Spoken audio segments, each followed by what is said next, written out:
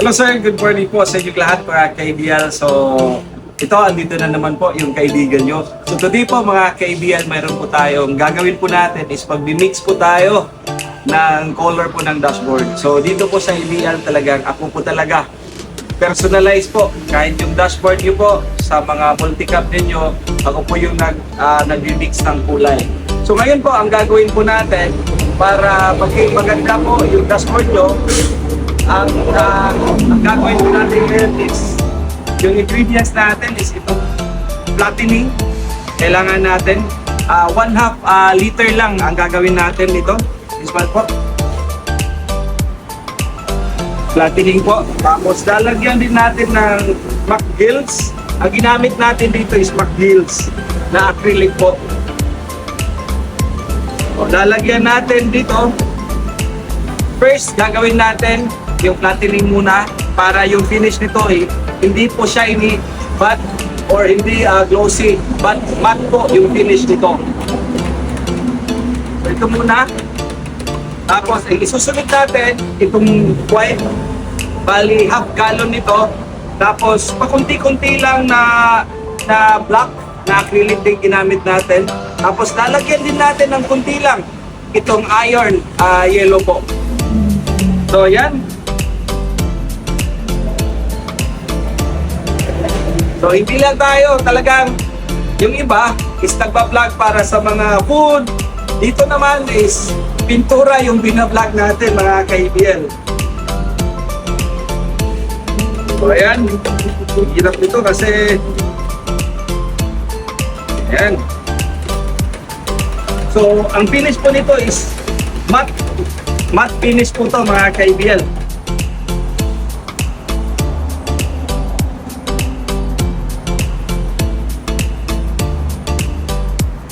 Ayan.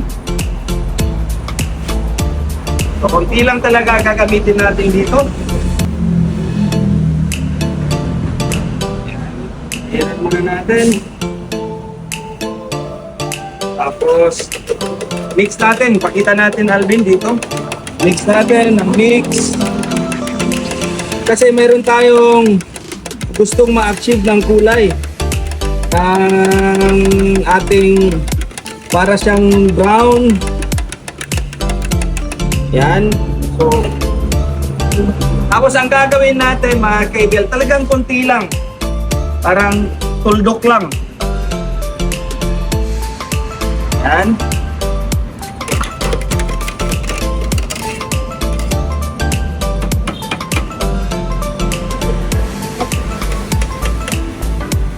So, check natin din.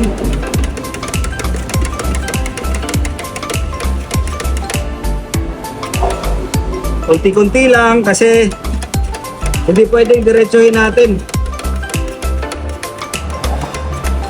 Meron kasi natin. So, yan po mga kaibigan. So, ito na po yung final color natin para sa dashboard natin. Yan. So, ang madami lang natin yung color dito na mimix is yung white. Kasi yun po talaga yung base natin.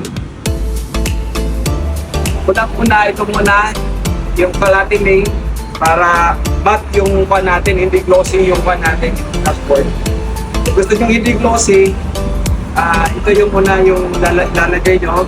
Tapos pangalawa is yung part, yung black, black yung white.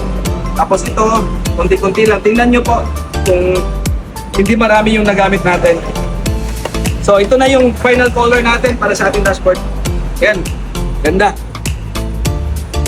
So na-achieve natin kung anong gusto nating kulay. So kung gusto nyo kayo na mga nagpipintura ng mga dashboard, so pwede kayo lang mag-mix. Imagine ako nga nagawa ko, kayo pa na mas magaling kayo sa amin. Maraming salamat po. Thank you po mga ka-IBL.